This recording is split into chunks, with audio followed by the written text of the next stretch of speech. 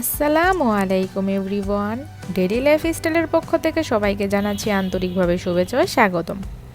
নতুন আরেকটি unique recipe নিয়ে তোমাদের মাঝে হাজির হলাম।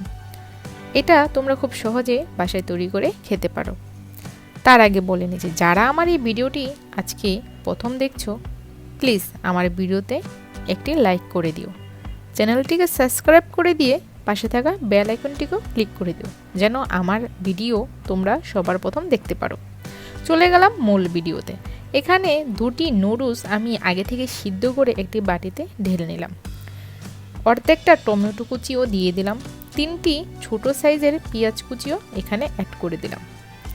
মাঝারি আকারের একটি আলু আমি কুচি করে এখানে সিদ্ধ করে নিয়েছি, ওইটাও এখানে অ্যাড করে দিলাম।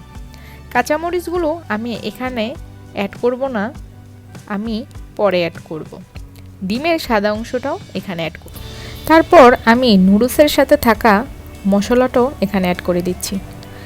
আমি এখানে লবণটাও অ্যাড করেছি, বাট ওইটার ফুটেজটা আমি তুলতে ভুলে গিয়েছি। সবগুলো উপকরণ একসাথে মিক্স করে আমি এখানে সামান্য একটু লাল মরিচের গুঁড়ো অ্যাড করে দিলাম।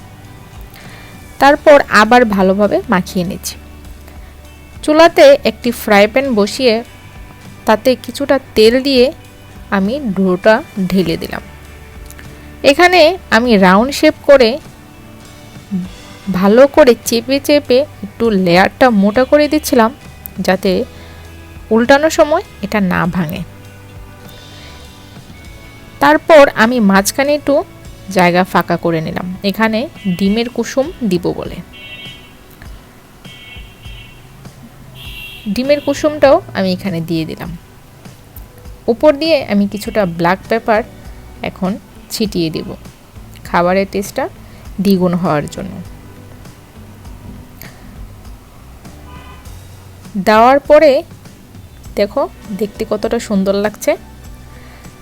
বাকি যেই অংশটুকু ছিল নুডলসের, ওটার সাথে আমি কাঁচামরিচটা অ্যাড করে নিলাম। তারপর চলে যাব সব থেকে কষ্টের যে পর্বটা, সেটা এটা উল্টানোর। এটা উল্টাতে যেই আমার খুব ভয় করছিল, কারণ সাইড দিয়ে ভেঙে যাচ্ছে। তারপর খুব কষ্ট করে এটি উল্টিয়ে নিলাম। উল্টানোর শেষে নিচের যে অংশটা, ওটাও আমি ভালো করে লাল করে ভেজে নিব। এটা ভাজার সময় অবশ্যই চুলার আঁচটা একদম লোতে করে রাখবে। তারপর কিছুটা আমি তেলও দিয়ে দিলাম। এপাশ ওপাশ ভালো করে লাল করে ভেজে একটি প্লেটে উঠিয়ে নিলাম। একই সিস্টেমে আমি আরেকটিও পরোটা ভেজে নিলাম। ভাজার পর আমি দুটো পরোটা এখানে সুন্দর করে কেটে একটি বাটিতে পরিবেশন করে নিয়েছিলাম। আমার ভিডিওতে অনেক কিছু ভুল ত্রুটি হতে পারে, কথার মাঝে অনেকটা ভুল ত্রুটি হতে পারে। আমাকে ছোট বলে আমার ভুলগুলোই তোমরা ক্ষমা দৃষ্টিতে দেখবে। এমন আরও নতুন ইউনিক ভিডিও দেখার জন্য আমার পাশে থাকবে।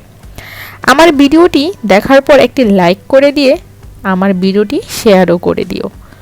আজকে এই পর্যন্তই। আগামীকাল অন্য আরেকটি নতুন রেসিপি নিয়ে তোমাদের মাঝে হাজির হব। ওই পর্যন্ত সবাই ভালো থাকো, সুস্থ থাকো এবং আমার পাশে থাকো। আল্লাহ হাফেজ।